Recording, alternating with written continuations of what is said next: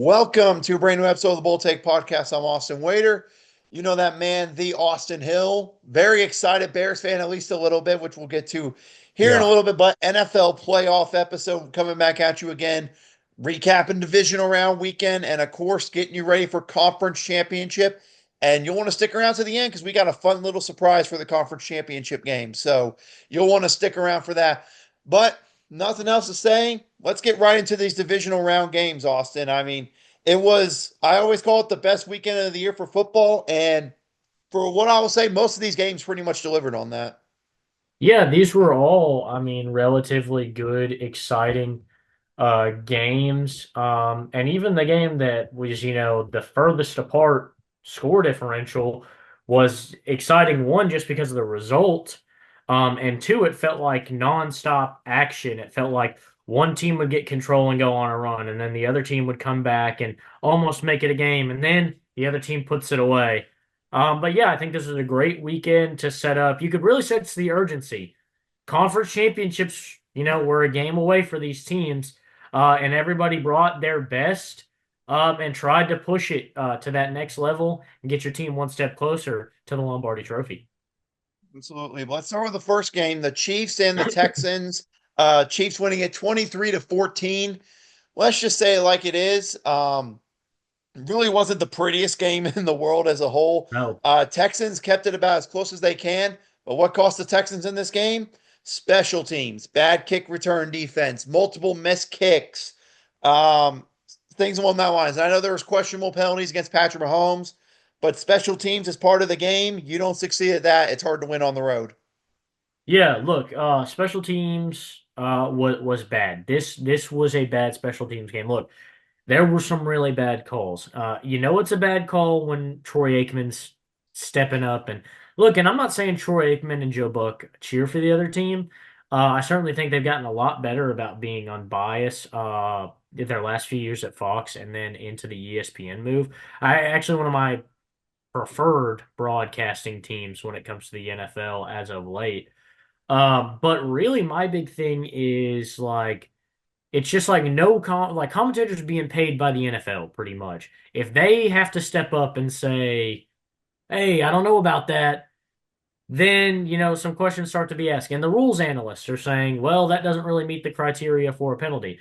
But like you said, it's not all that. This was a 9-point game. A lot more could have been done in this game to make it a lot closer. You talk about the missed kicks. That's really the big thing to me here is when we look at two missed kicks. Well, that's a 3-point game right there, and a missed extra point, that's a 2-point game. So I mean, just as easily as you could go, oh well, had this call not been made or this call not been made, maybe they get the ball back. How about the situations where they did have the ball and just didn't finish? That stuff needs to be mentioned too. So yes, it'll be interesting to see if the NFL is gonna, how the officiating is gonna look this coming weekend in the AFC Championship. And certainly that's something that's going to be at everybody's attention. But the Texans had a lot more opportunities than just the missed and blown calls. And they definitely should have and could have capitalized and taken advantage of the moment. You really did. I mean, the key moments to me, number one, CJ Stroud got sacked 8 times. We've talked about it the entire year. That offensive line was the issue in Houston, and this game proved that exactly. And the thing that I think really cost them the game, let's keep in mind, this was a 13-6 game at halftime. Chiefs were winning. Then you got the Texans going on that 15-play drive that took up what, about half the third quarter. They scored a touchdown, and you're like, wow, they're going to tie this game up. That's a statement. And then you miss the extra point right after it.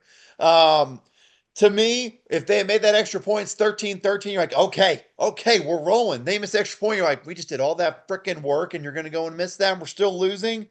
But yeah, the missed 2 field goals and the missed extra point were critical because this was a 20-12 game in the fourth quarter. This was 20-12. That field goal and it's 23-14 tells you differently, but you do that where they make it 23-14 at the very end. You have the 4 points before that. It's a 23-16 game and a one possession game where you still feel you have hope in the game. So yeah, special teams cost them.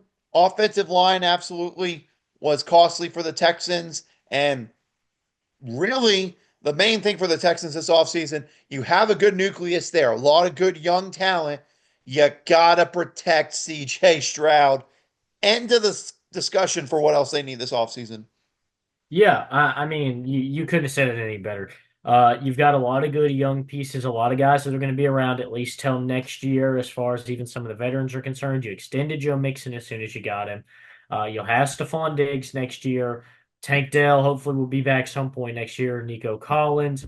Yeah, this offensive line needs some major help. And honestly, with getting sacked 8 times, how much pressure he had in his face. Um, the no interceptions for CJ Stroud, this is pretty big. We've seen this year. He had some struggles with the turnover this year. He had a bit of the turnover bug, and most of that came because of the pressure in his face just trying to get the ball out. But hats off to CJ Stroud for not turning the ball over and making this situation even worse. I think that shows a big step. Build this offensive line. You know you got a quarterback that can be consistent, accurate, and not turn the ball over. But yeah, that's the big thing. And it was honestly kind of nice to see. Even though I was, rooting against the Chiefs, it was nice to see Travis Kelce have a vintage performance in this game. It feels like this season's kind of been rocky for Travis Kelce, and for him to have 117 yards on 7 receptions and a touchdown, that long 49-yard reception he had too, was just fun stuff to see. Really, him getting into a groove, just taking advantage. He was just finding the soft spots in the defense and then just running tough. Playing the way we know Travis Kelce to play, it felt good to see him have a really big game in this playoff run. Exactly. And no doubt they're going to need that from him next week with their opponent. But for the Chiefs, let's just say like it is. We knew they'd get here, but let's just say like this. They have been to every single AFC Championship game since 2018. And they have hosted the AFC Championship in all but one of them. I mean, that's just insane. And people will be like, that's never been done before. The Patriots did it before them. So we all felt this is the new Patriots era. If that fact doesn't prove it, I don't know what does. Yeah, I mean, this was the beginning of something new right away. What, 2018? That's Patrick Mahomes' first year as the starter. And won an MVP that year, and you could definitely feel that there was something different about this team. That many consistent and consecutive conference championships says a lot. When you can say at the beginning of the season, yeah, no matter what happens, we will be in the conference championship and we will be hosting it. That's big. I mean, look, you don't go to the Super Bowl every year. You don't win the Super Bowl every year. But 3 out of the last, what, 7 Super Bowls, 8 Super Bowls? I'm not going to sit here and actually do the math. But, we're nearing a decade uh, of this kind of run. I think it's 7 years. That's a lot. That's like you said, that's the Patriots dynasty stuff that we talk about. So this is really impressive. Hats off to the Chief. They had a lot of reasons and a lot of excuses that they couldn't have made it this far this year. They played a lot of close games. They could have given up in some of these games. They could have given up here in the playoffs in some of these close games, but they haven't. And they're back in the AFC Championship, and they're back and continuing that quest for that three-peat, the elusive three-peat. Never been done before in the history of the NFL. So they got a chance to do it. But yeah, they've won 3 out of the past 5 Super Bowls. So we'll see. They got a chance to make it 4 out of 6 there. But the other one on Saturday, the big stunner, the one that no one saw coming.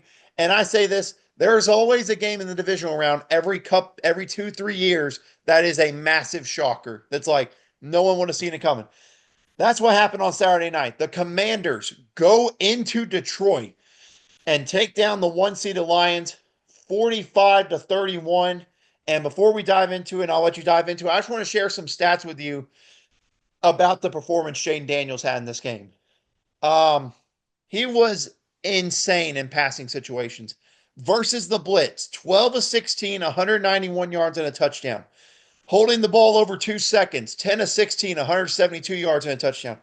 Under pressure, 7 of 9, 109 yards. He was sacked 0 times.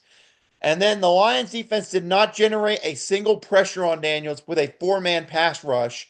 And whenever they blitzed, the Lions pressured him on 12 of 20 blitzes, yet they failed to record a sack on any of those. So they were blitzing, they were being aggressive, and even holding the ball long or handling the pressure. Jaden Daniels was not phased at all. And this offense was a freaking clinic in this game, Austin. Yeah, he looks like a real vet out there. Just kind of like I mean, the stats say it for themselves. The composure in the pocket is just next level. Just not falling away, not fading away in this game. Like you said, no sacks. That's incredibly impressive. And to go along with that, 16 carries for 51 yards. This is just some unreal stuff. When you've got a guy that's good for 250 yards through the air and 50 on the ground, that's unbelievable. The way he plays is just crazy. His awareness and his playmaking ability, whether he's throwing the ball or using his legs, that's just been unbelievable. And I thought this was the game where he ran out of gas. I thought eventually the defense would catch up to him, and I thought if they hit him, that would take the life out of him. Well, he just didn't let them hit him, and that's been incredible. Just to see him continue to go, and just make these big plays. And now taking this Commanders team to an NFC Championship a year after picking number 2 in the draft. And the thing that makes me happiest the most out of it, Dan Snyder's no longer an owner for him to celebrate. So that's the big thing to me there. But look, let's address it like it is. Their defense also came up with a couple of turnovers in this game. Jared Goff struggled throwing the football at points.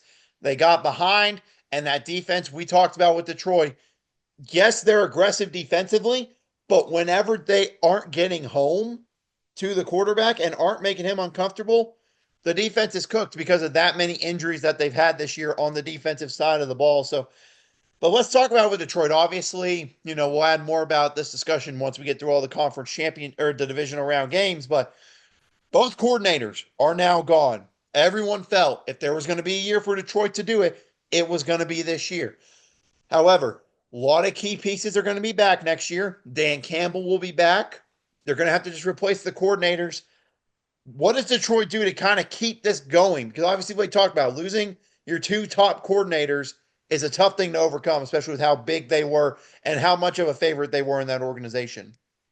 Yeah, I think it goes to finding some more, great coordinators. I think the big thing that Dan Campbell kind of stands to benefit is that like while Ben Johnson and Aaron Glenn have become like these big names in the head coaching searches, they weren't huge names a couple of years ago before this team started to get built. So I think Dan Campbell is clearly capable of finding the right guys to run the system that he wants to run.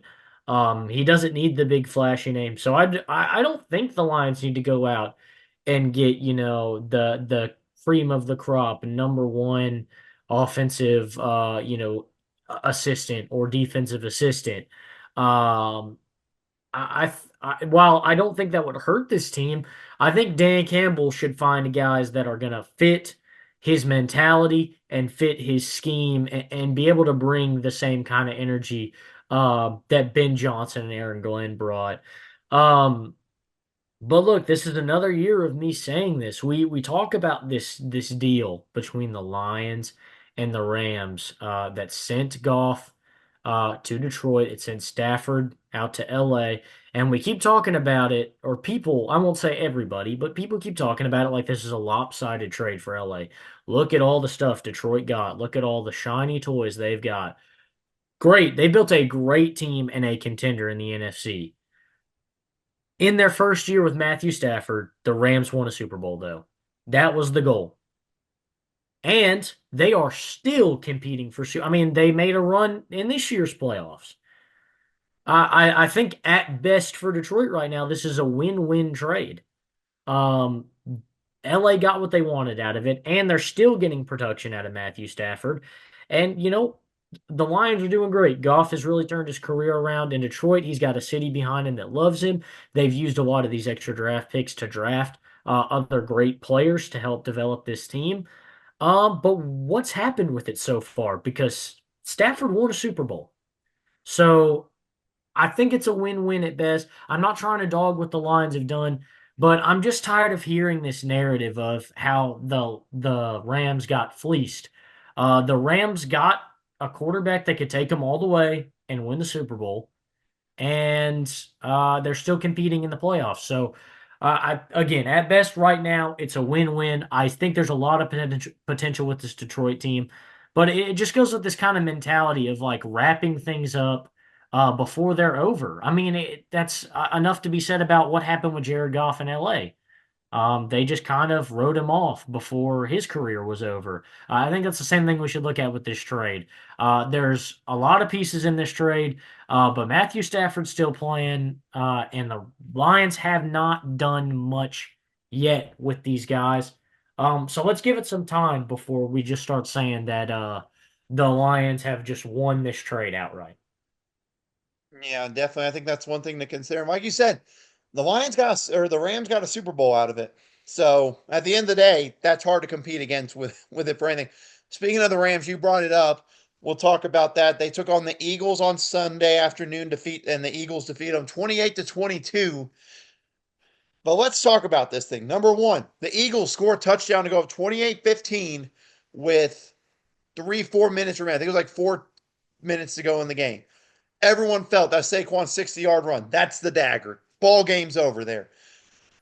Then the Rams drive down the field quickly. Not much to say also with the Eagles missing Quinyon Mitchell and also just playing soft coverage against the Rams. Then you get the ball back. Instead of giving the ball to Saquon on second down like you did on first down, you decide to roll out and do a play action pass with a Jalen Hurts who already suffered a knee injury, who's wearing a knee brace, giving the Rams a chance to go down and score again. And they are just lucky the defensive pressure got there on 3rd and 2 to force the Rams into a 4th and 1 that was tough to compete against at the end. But listen, this is the kind of thing that I've questioned Nick Sirianni about for like forever. You know, people think he's a great coach. He's not. He does the classic Mike Tomlin again, bailed out by talent. His talent defensively bailed him out from his offensive incompetence on the mind there. But the Eagles held on and win 28-22 in the snow over the Rams. And despite all that, they're hosting the NFC Championship game next week. Yeah, I'll agree. I thought Saquon took that and just ran with it. It was an awesome play. What a great play to have to add to the career highlight reel for Saquon Barkley. But look, I in that moment, I just thought to myself, how is Saquon Barkley not number one in the MVP conversation? To me, that ended the debate. Um, I think Josh Allen's had a great year. I think I'd love to see him win an MVP. Same for Lamar Jackson. A third MVP would be nice for a running back. But just the way he changes the game at a position that has kind of long been viewed as extinct in the NFL, at least as it once was, for him to play running back and it be so important. Two rushing touchdowns, 205 yards, no passing touchdowns in this game for the Eagles. This was done on mostly on the back of Saquon Barkley and his 26 carries. But just a huge touchdown run. To me, it just sealed the MVP race because in the biggest moment in the game, who did the Eagles turn to? They turned to their superstar running back who rewarded them by taking it all the way to the house. And the thing I love the most is he got on the field, and I don't know if you saw the replay. He turned to Jalen Hurts and said, he saw the coverage and said, "Give me the ball." He said, "I got this." And he took it all the way to the house. So I don't know if that was a read option or what that play was, but just like the determination to say, "Hey, put the ball in my hands right here. I'm going to take it all the way. I know what I need to do." And to then do that was incredibly impressive. I loved this game for Saquon Barkley. Like you said, almost blew it at the end. I thought we were about to see vintage Matthew Stafford leading a team down the field in the fourth quarter for a game-winning touchdown, as he's done so many times in his NFL career. But It's a game like this and moments like this that I wish the Chicago Bears had taken Jalen Carter at number 9 instead of trading down to 10 and taking Darnell Wright. Don't get me wrong, Darnell Wright's been a bright spot on a very disgusting Chicago Bears offensive line. Um, but the off the field stuff was not great for Jalen Carter. Um, but it was never going to keep him from playing it down in the NFL. It hasn't, and he's turned out to be this surefire. I mean, a guy who was seriously in debate to be a top 5 pick. He's turned out to be one of the best players in the class. The way he plays up the middle, he makes so many impact plays. Reminded me a lot of Chris Jones. We saw Chris Jones lining up anywhere and making big plays in the game, on Saturday against the Texans. And then to see Jalen Carter kind of doing that on this last drive, affecting Matthew Stafford, getting to Matthew Stafford when they needed it most. Just like that superstar potential, and it makes me jealous, especially with a team that's missing a defensive tackle like that right now. Yeah, but for the Rams, look, let's address it like it is. The season came to an end, but a season where they really, I think it's safe to say, overperformed after the 1-4 start, all the injuries, whole new defensive line coming in, a bunch of rookies. They excelled. A lot of young pieces are there. The main things they got to get figured out this offseason. Number one, uh, Cooper Kupp seemed very uncertain about his future with the Rams. And number two, same with Matthew Stafford, who says he's going to take some time to ponder this offseason. And you got to remember, he's 36 years old at this point. Nothing against him, like you said. He'll be 37 February 7th. Nothing against him. Terrific player. But at some point, if you're the Rams, you got to start looking for the future there. You look to the future defensively in the last couple of drafts. That's helped you tremendously. And now you need to start looking for the future, maybe at quarterback. So my question to you is, what do they look to do maybe to replace those two if they have to? If they come back, then they got a great chance to compete in the NFC. But what do you think happens this offseason for the Rams? Look, this has been a very stick to your guns, maximizing our Super Bowl window type of team. I mean, we had the whole F them draft picks with this team. So, they have this mentality to try and maximize the Super Bowl window as long as possible and stay competitive. So I think as long as this team is able to, they're going to try and get Matthew Stafford to come back. They're going to try and find every way to keep Cooper Kupp. Like you said, that interview was not super reassuring. With him saying, I'd love to be back, but at the end of the day, it's a business, and I understand whatever has to happen. I didn't love that.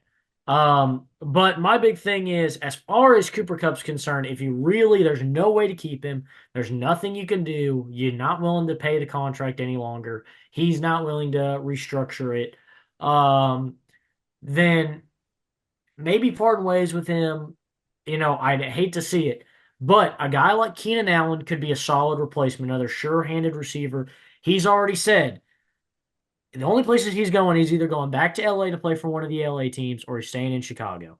Now, it doesn't, with what Chicago's done, I could very well see Keenan Allen, a guy at the top of the list as far as guys you want to bring back this offseason. As many weapons as you can have works in that Ben Johnson offense. We've seen that in Detroit. But if he does want to walk away from Chicago, it's the Rams or the Chargers. That's an easy replacement, at least for a year. You're trying to stay competitive. And then as far as Matthew Stafford, yeah, I think you need to spend one of these early round picks on a quarterback this year. I know it's not the best, deepest quarterback class, but that means the best quarterbacks in this class could fall to the late first round into the early second round. And you can maybe get your guy then, or at least a guy you could trust to sit a year behind Matthew Stafford. I hope Matthew Stafford comes back. Look, he's accomplished a lot in his great NFL career. He's done enough to solidify himself as a Hall of Famer. He has nothing left to prove to come back. But how close this team was this year to a Super Bowl with everything that happened at the beginning of the season, if they could come back next year and be healthy, this is one of the best teams in the NFC and a team we're talking about as a Super Bowl contender next year. I think so. I think you're absolutely right there. But the Eagles hosting the NFC Championship, and then the final nail for the AFC Championship, the game we were all waiting for, Bills and Ravens on Sunday night. And let's just say like it is. Turnovers were the difference in the game. A bad interception by Lamar, fumbled by Mark Andrews, just another fumble by Lamar Jackson. Couple of bad plays there that led to turnovers for the Bills to be in control early.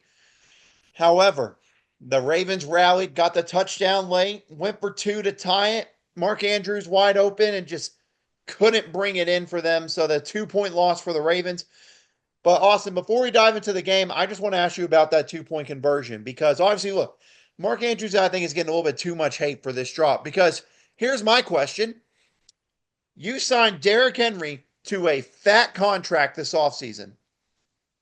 You really think the Buffalo Bills at that stage of the game are going to stop him from getting 2 yards on the goal line? That's to me is the problem. Not only is it that, I really don't remember if he was on the field or not. If he was, then I can't remember. Um, but still, to me, I think not giving Derrick Henry the ball or playing through him and Lamar Jackson was a mistake on that 2 point conversion. Yeah, I mean, I'm with you there. I think that Derrick Henry should be the first look. Um, but even with the Mark Andrews drop, what can you do? Maybe the ball's a little underthrown. Maybe he should have caught it, hit him in both hands. But look, this is one of those 9 times out of 10, this is a catch kind of thing. It's unfortunate the way it happened, but if you're going to throw the ball, there's no better result. It's Lamar Jackson to the sure-handed tight end. This one just didn't come up their way. The tough thing about this game to me is that there were some uncharacteristic Lamar Jackson turnovers in this game. Look, he's gotten the interception numbers down greatly since that first MVP, where he really did a lot more running.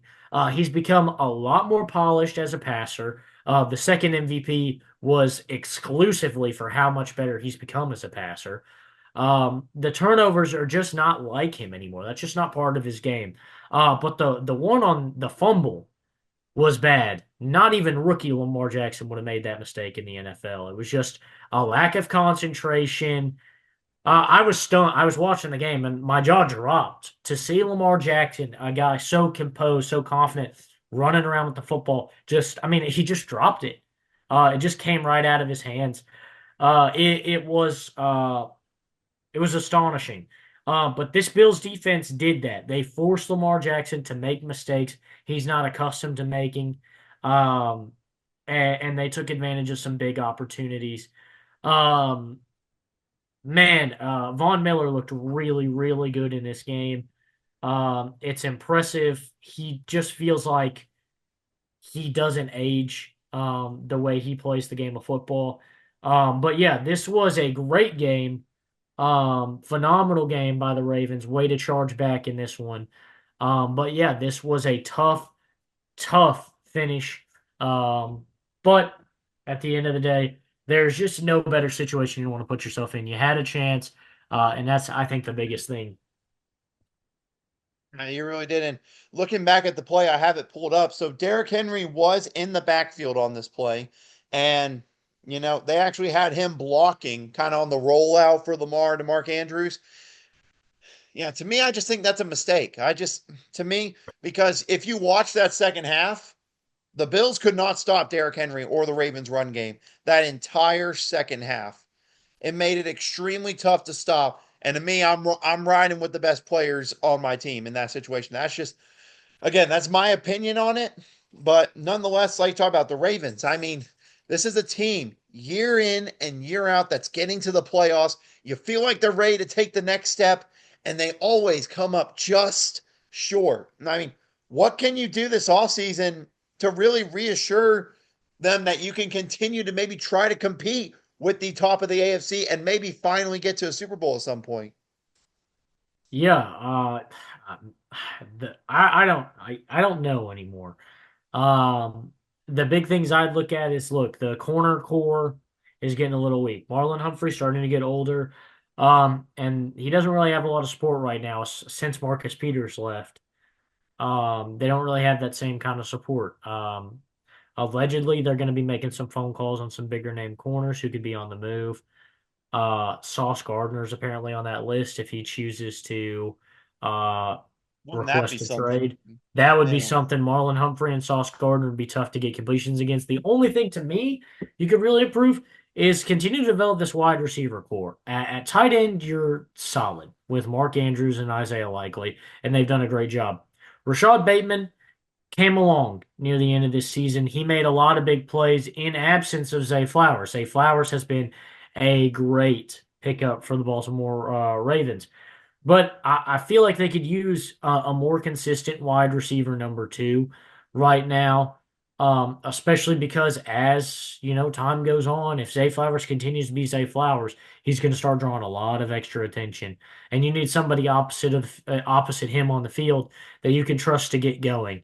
Bateman's been great right now, but I think in this draft and in this free agency, you're doing everything you can to convince or to land yourself a top talent at wide receiver that can continue to improve this receiving core.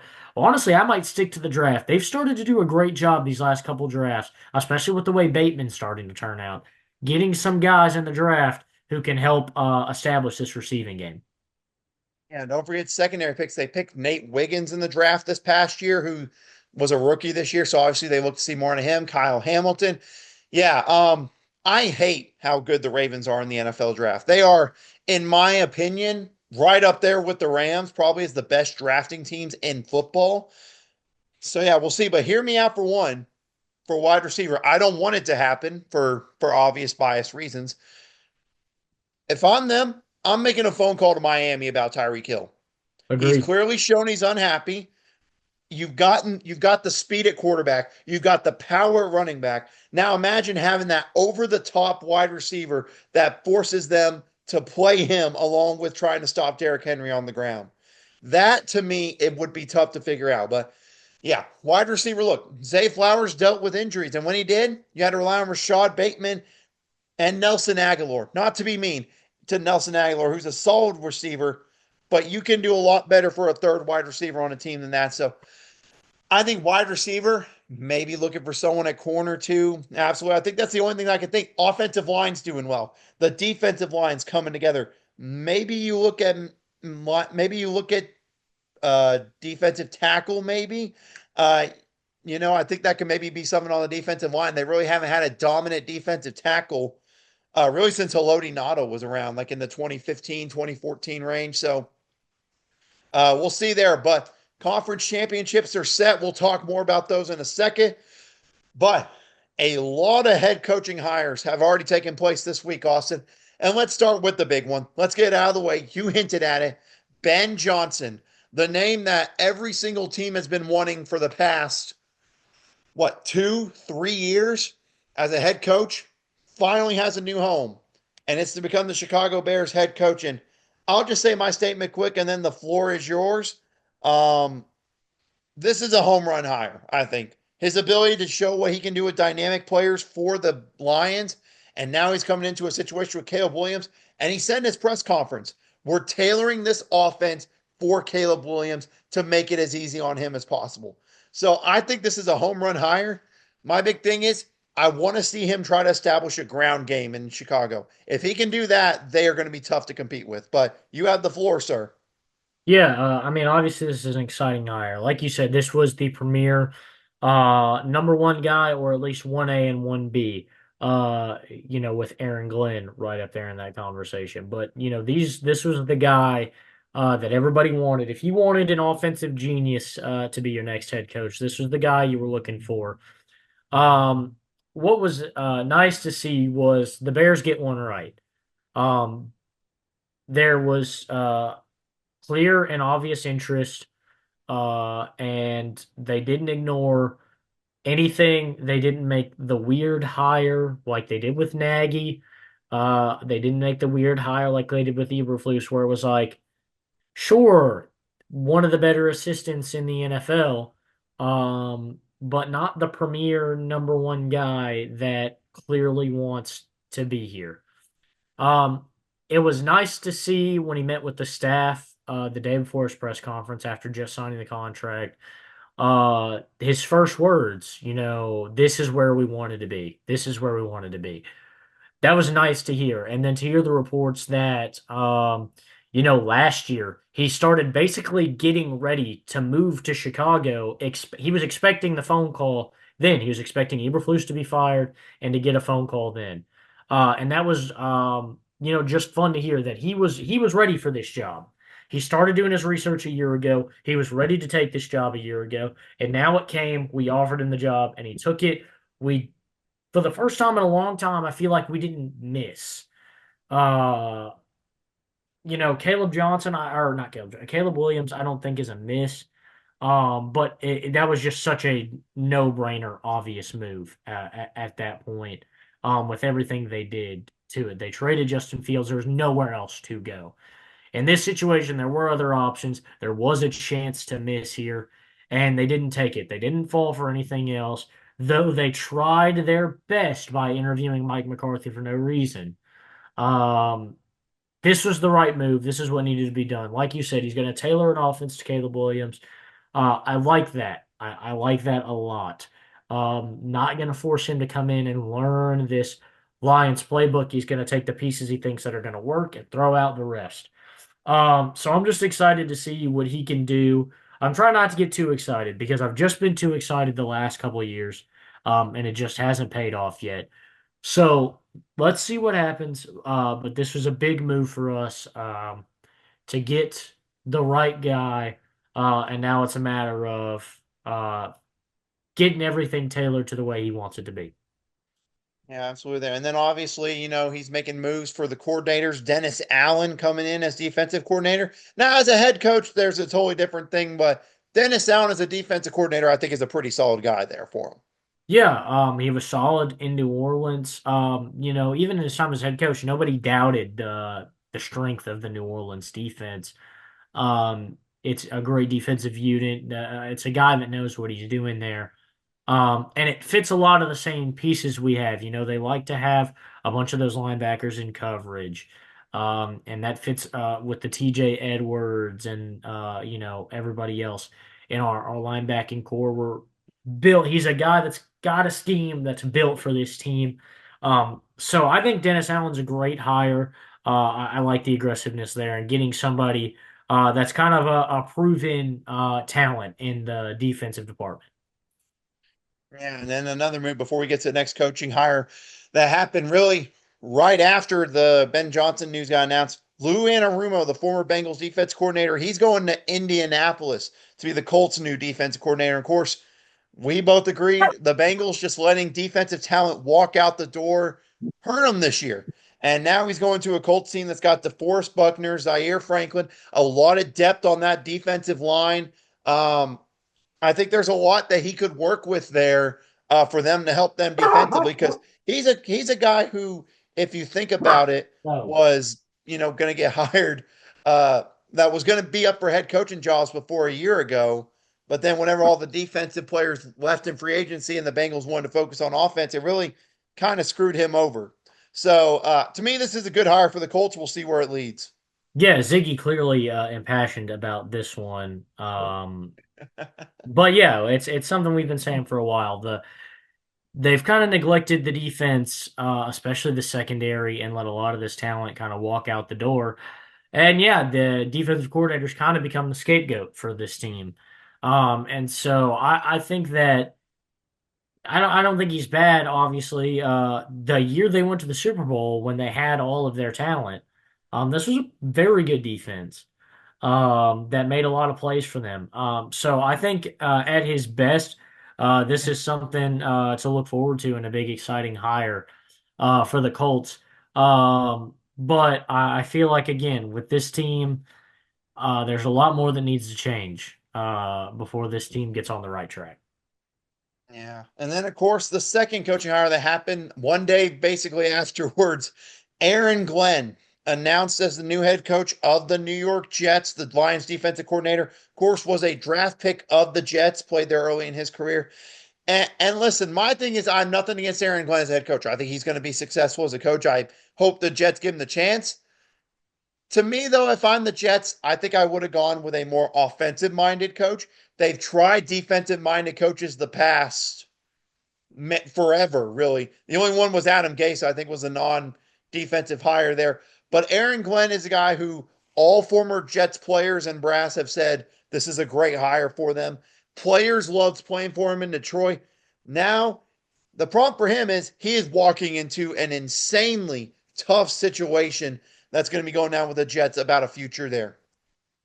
Yeah, I kind of have the similar thoughts to you. I like Aaron Glenn. I think he's like, again, either the 1B or the number two guy in this hiring cycle that everybody really wanted to get their hands on. Um, but to me, if you're gonna hire another defensive coach in New York, why did you ever fire Robert Saleh? Oh my gosh, it blows my mind the ineptitude. You picked Aaron Rodgers over Robert Saleh, and now you're still going to get rid of Aaron Rodgers. This is a situation they should have never been in. It's just a mistake, an organizational failure. It makes no sense.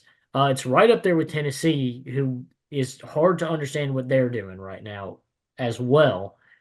But it's just like if you're gonna go with the defensive coach, why did you not stick with the guy that was coaching one of the best defenses in the NFL before he was fired? And then the defense instantly went downhill.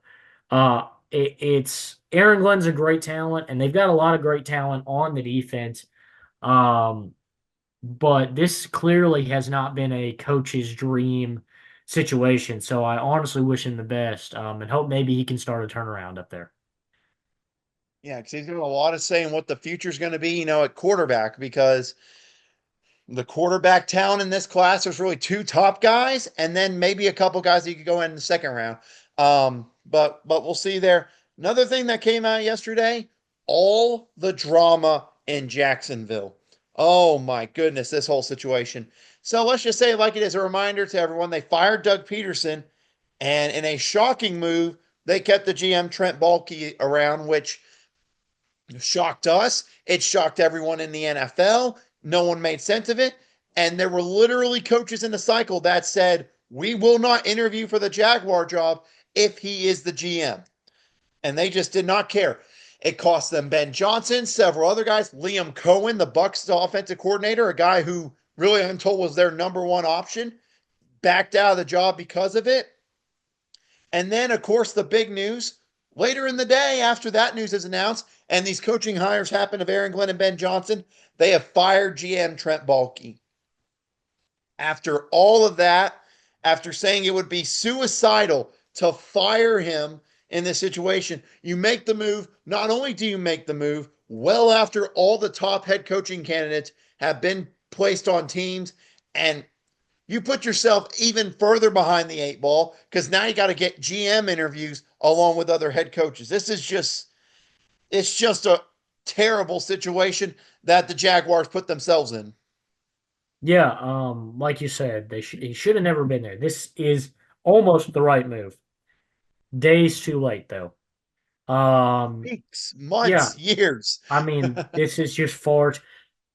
Look, if you were going to keep him, why not keep him now and just find somebody who's going to take the job at this point? The whole point in firing you is so that one of the top guys will come and coach for you because they wouldn't come before. Now they're gone. I don't know. Oh, bless me. Bless you, sir. Thank you. I hope that they get it figured out. Because getting rid of Bulky is a step in the right direction. But man, did they put themselves, like you said, way behind by waiting this long to do it. Um, to say the least, the only coaches I've heard, Robert Sala is the main one I've heard that could be in consideration. They might be considering him now, or maybe other guys will be interested in doing it. One last coaching hire we're going to talk about. The Raiders didn't make a head coaching hire. They made a GM hire. No, hiring the Buccaneers assistant GM, John Spytek, as their new GM. And once you do research into this, it makes even more sense. Number one, Tom Brady's a new minority owner there. This guy played with Tom Brady at Michigan. Tom Brady went to Tampa Bay and played under him when he was the assistant GM. It's just a simple move that makes sense and maybe means they're getting closer to making that head coaching hire. Yeah, like you said, this is a big move for them. I did see that maybe not. They fired their GM a little preemptively, thinking they were going to get Ben Johnson. Yep. Um, Bit of a bold move. Um, But yeah, I think this can be a good move. This can work out. At this point now that it's kind of being, run through Tom Brady, he's going to help make a lot of these big decisions. I think it's fair and probably the right move to get somebody that can kind of work with Brady and kind of knows what Brady has an eye for. That makes Tom Brady's job a lot easier when, the GM knows the deal. That way everybody's on the same page. So I do kind of like, even though maybe the GM that you fired was fired for the wrong reason. Getting people that are on the same page and starting to build a particular culture. I think people forget what that GM did whenever they were put in the tough situation in the draft last year where all the QBs went in front of them. Just picked the best option, and Brock Bowers might have had the single greatest rookie season by a tight end in history with Aiden Yeah. O'Connell, Gardner Minshew, and Desmond Ritter as his quarterbacks. So I'm with you. I don't know, but Tom Brady vouches for him. So speaking of that, I just want to go over it with you. People that are left as the big candidates. The main one everyone's hearing about for the Raiders is Pete Carroll. That's the big one. New Orleans, I'll be dead honest with you. I think New Orleans was set on Aaron Glenn. Now they're having to take a step back. So we'll see how happens there. And Dallas, look, was the Dion rumors. There's now the rumors their OC Brian Schottenheimer could take over as head coach there. These places that have the head coaching jobs available, what are you thinking? Look, I think certainly a guy left on the board and a guy that maybe deserves another look is Cliff Kingsbury. Um, Look what he's done out there in Washington with Jane Daniels. And look, it's been a team effort up there. But I certainly think that he's going to be a big move. I think if you want something explosive, something that's going to kind of juice an offense, this is the right guy. This guy coaches a great offense. This to me, this would be my number one guy left on the board, him or Robert Saleh. I again, as I just said, Robert Saleh should have never been fired. He's put in a very unfair situation. So yeah, now I think these are your new number one and number two offensive and defensive guys. Do I know for a fact that Cliff Kingsbury's going anywhere? No, he might very well be happy in the situation he's in right now and not looking to take on any head coaching pressure. He kind of stepped entirely away from the NFL a couple of years ago because he didn't want to come into all that, and then went back to USC and helped out there, and now he's back in the NFL. So he could still be taking things slow, but he's a guy that I think offensively he'd be my number one guy right now. And then defensively, I'd look at Saleh. I like Robert Saleh a lot. Yeah, I mean, some of them make sense there. And I completely forgot about this till I said it, but one personal to you for the Notre Dame Fighting Irish, who Yes. unfortunately, let's just say like it is, lost that national championship, showed some great fight in second half. But Al Golden, defensive coordinator there, leaving to go become the DC of the Cincinnati Bengals. Um, Listen, we talked about the defensive situation's rough there, but here's my question to you, Austin. You know Al Golden, he's been there. He helped shape that Notre Dame defense. What should Cincinnati fans get excited about with Al Golden as the new defensive coordinator? Look, you've seen the guys coming out of Notre Dame. Um, you've seen the Kyle Hamiltons and the Cam Loves, and there's a lot of great stuff coming out of Notre Dame. So look, he runs a fun defense. He runs an exciting defense. He's a guy that's going to be able to do whatever you need him to do. Uh, the thing I saw right before the national championship, he was interviewing for that job. And I was like, well, he's probably gone then.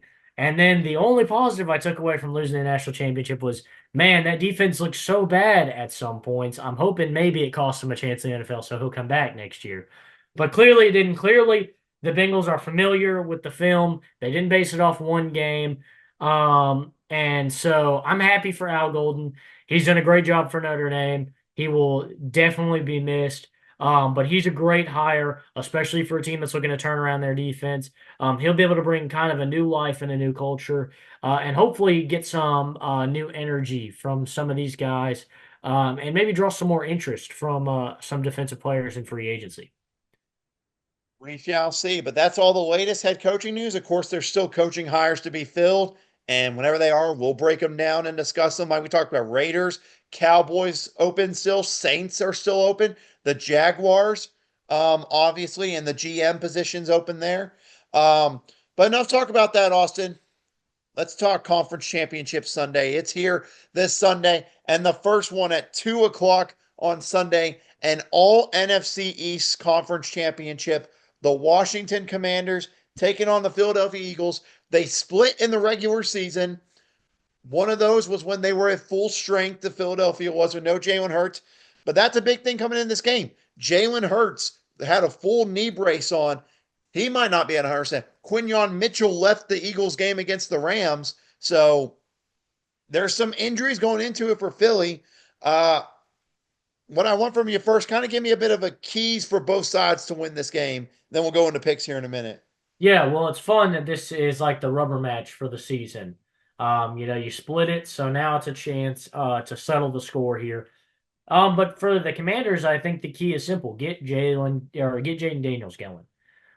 Whether it's with his legs, with his arm, he's clearly the big impact player. He's clearly going to make a lot of plays.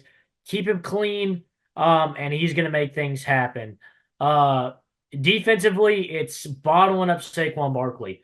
That's a tall order, a lot easier said than done. But like you said, we don't know what's going on with Jalen Hurts right now.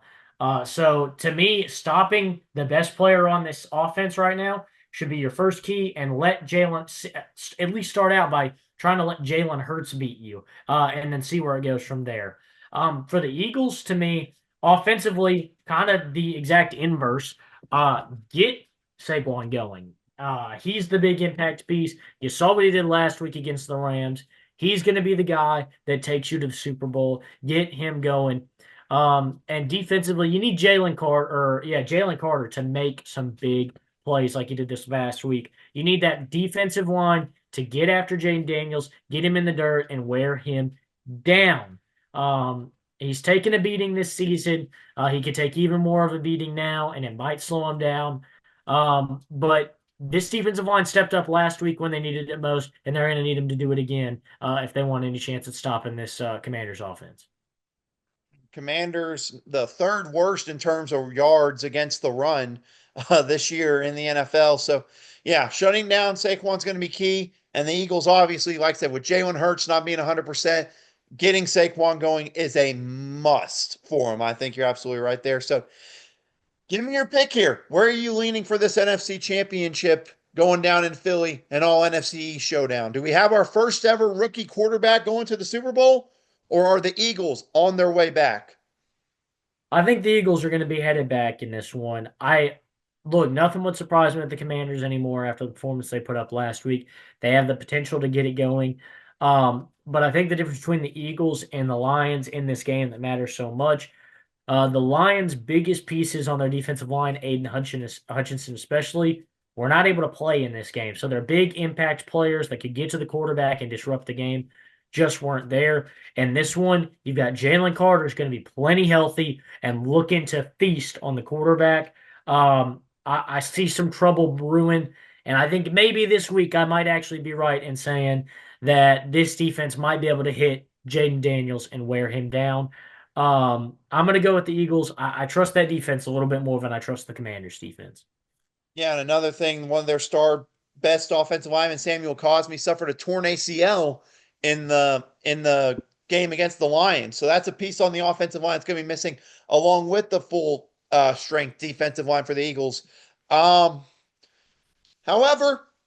I'm going to have some fun here. I really think I like it. if I'm the Commanders defensively, I am stacking the box and making Jalen Hurts beat us. Jalen Hurts had 128 yards pass, 131 yards passing against the Packers in the wild card, 128 yards passing against the Rams in the divisional round.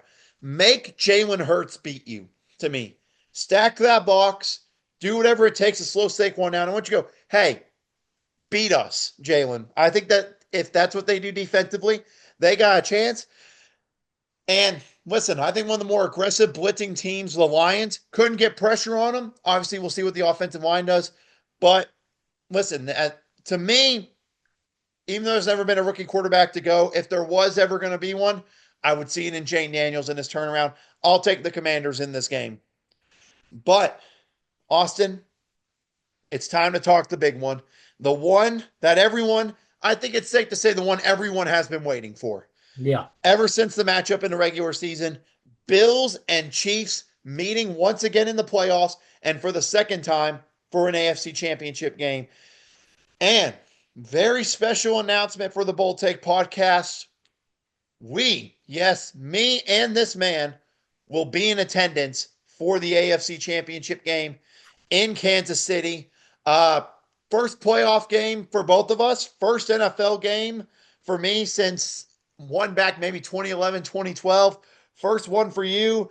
Before we get into breaking it down, I'm excited. I'm excited to go to it, man, and I'm hoping we get a thriller.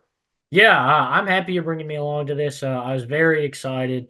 Um, as soon as you texted me, I basically told Lacey, sorry, but I'm going.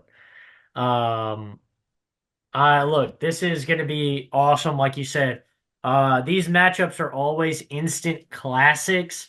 And now we're talking about another matchup for the AFC Championship after a great matchup in the regular season.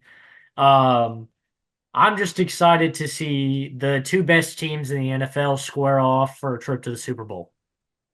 Yeah, doesn't get easier than that. So let's talk about the keys for this game, obviously, for both sides. Um, Obviously, regular season, Bills, the only team to beat the Chiefs whenever they're playing all their starters. Obviously, they lost to Denver week 18 or playing any of their starters. The Bills were the only team to take down the Chiefs. And so, my question to you, Austin, what is it going to take for both sides, similar to what I talked about with the Eagles Commanders? What's it going to take for both sides if they want to come out on top in this game? I think getting to Patrick Mahomes. It sounds simple, sounds easy, but look, he is the key to this offense. Uh, the running game has really slowed down for this team as of late. Pacheco's come back and hasn't really played the same. Kareem Hunt's getting a lot more carries than I expected when Pacheco came back. Um, they need Patrick Mahomes to kind of facilitate this offense and run the show. He makes the big plays, even if he's not always putting it in the end zone with his legs or with his arm. He's the guy that's setting this team up in situations, whether it's with his legs, his arm, or his ability to draw penalties. He helps move this team down the field, so they need him going. And do not beat yourselves. Look, you've seen how the game is being called against Patrick Mahomes. I'm not saying don't go after him, but you cannot do something to make a ref grab the flag. Don't make the refs beat you. Don't make yourself beat you. Make the Kansas City Chiefs beat you. You take the same game plan you played them last time and bring it again. That's as simple as it is for me. And for Kansas City, I like finding Travis Kelce in this game. He had a big, big game last week. Right his hot hand. He's the best receiver on this team. He's been the best receiver this whole run. Don't turn away from him now. I know you got DeAndre Hopkins. I know that Xavier Worthy's really coming together right now. But when the moment gets big and there's a lot of pressure riding, I think you got to find Travis Kelce. He is the key to this Kansas City Chief victory to me. Getting him going and getting him going fast is going to help this offense break the game. Because when Travis Kelce's playing at his best, he's impossible to stop and contain, and he causes your defense to leave a lot of other guys open. Yeah, I think that's fair. My keys number one, Mike, you talked about get pressure on Mahomes, force turnovers. They intercepted him twice in their win against them earlier this year. Force some Patrick Mahomes turnovers. And like you said, to me, if I'm the Chiefs, if I want to win, you need to run the ball. You have not run the ball well at all. You really have gone away from running the football, which to me, I think really helped you over the last couple of years be successful, is running the football. You got Isaiah Pacheco back, probably the healthiest he's been all season for this game. Make the Bills beat you in a balanced offense. So I think you do that. And the Bills, I think, are a balanced offense already. So we shall see there. And obviously for the Bills, secondary is a question. Taylor Rapp had an injury with his back. He hasn't really practiced this week. Matt Milano was limited in practice this week. You got their cornerback, Christian Benford, who's still in concussion protocol. There's a lot of defensive injuries for the Bills in this game.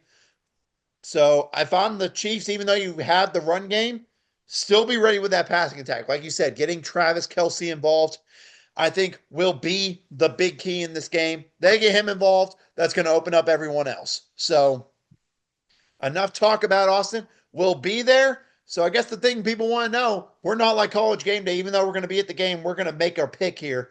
Give me your pick. Chiefs or Bills? Who goes to the Super Bowl? Look, I think they did it once. I think they can do it again. The Bills have the secret. They know what it takes to beat this Kansas City team. They weren't down too many men. This was a pretty even matchup. They didn't take advantage of a weak Chiefs team. They played them at their best. They beat them at their best. They know what it takes. They've got what it takes. We've seen that much. I think they come to Arrowhead and they make a big statement about who this Bills team is this year. I like Buffalo and Josh Allen to get the job done and punch their ticket to the Super Bowl. Finally, after all the years, how many years in a row has it been for you to pick the Bills to the Super Bowl? How It's many? been a lot. It's been a lot. Like And every year since I've been on the podcast. and wouldn't it be fitting that their trip to the Super Bowl would be clinched with you in the stadium? Wouldn't that be Uh, something? I certainly think I could be a good luck charm. Unfortunately, I don't tend to have that kind of history for teams that I support. We shall see. For me, I look at this game. I think it'll be very close. Kansas City going in and winning at Kansas City is tough to do in the postseason. Obviously, no one's really had a lot of success with it. However, I'm going to go with the more balanced team in this matchup. And to me, the more balanced team is the Same Buffalo here. Bills in this game. Is the Buffalo Before Bills. so. Yep. I am totally going to wear this at the game because we'll probably be freezing cold at the game, but it will be worth it because we'll get to see the Bills take down the Chiefs. Yeah, pretty much simple there. I'm going to take the Buffalo Bills in this one. I think they have the more balanced run game, receiving game. I think the defensive injuries will keep it close, but I'm going to ride with the more balanced team. That's the Buffalo Bills in this one. But Austin, that is going to do it for our conference championship episode. Of course, next week, don't worry, we're going to recap conference championships. And they came out with finalists for all the NFL awards. We're going to pick those all next week. We're getting close, but all I got to say, Austin, I'm excited to get to Kansas City on Sunday to watch this game. Yeah, me too. I have not been able to stop thinking about it, I'll be honest. But here's to hoping it's a great championship Sunday. You all enjoy it. But that's going to do it for us here at the Bull Take Podcast. We might have a special video, maybe depending on how this game goes for our trip there. But that'll do it for us. That's Austin Hill. I'm Austin Wader, and we want to thank you for watching.